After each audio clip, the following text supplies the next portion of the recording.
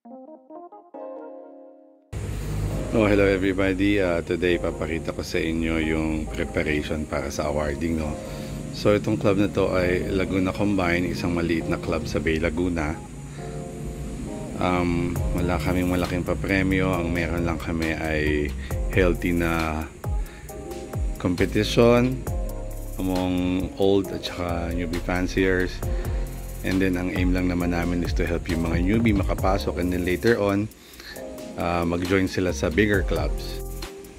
So ang lagi ko sinasabi sa kanila, no, bago mag-donate sa malaking club, why not mag-dominate sa maliit na club. So yan, pakita ko sa inyo yung process. So ngayon, yung mga trophies natin, wala pang mga plates, lalagyan natin dyan, and then papakita ko din sa inyo yung ating mga diplomas. Yan.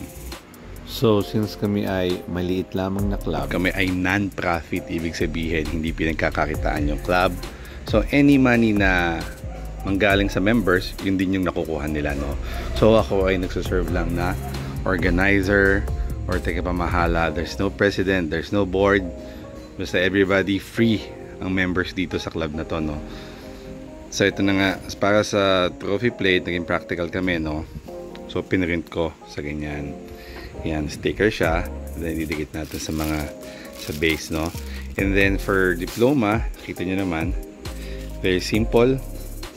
Every details andyan dyan. So ay nakalagay siya sa parchment paper, hindi typewriting. So sabi nga, less is more. So ganyan lang ang ginamit natin, no. Yan. Ito example, see.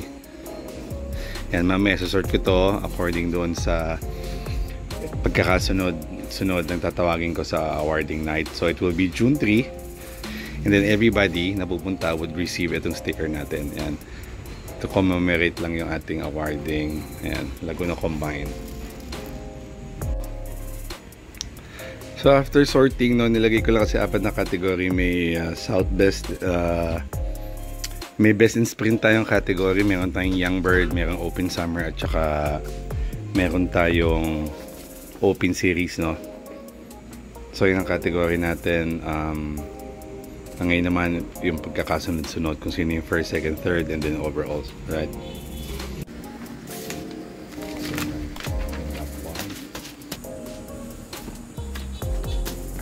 So nasort na natin yung category, apat na category natin. Ngayon naman maglalagay tayo, ikakat natin yung stickers, then ilalagay natin sa mga trophies.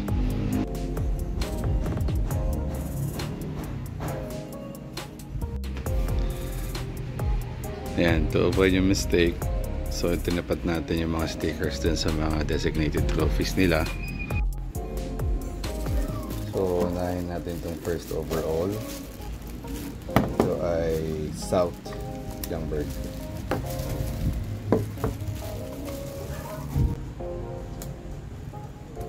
Right, congratulations, first overall.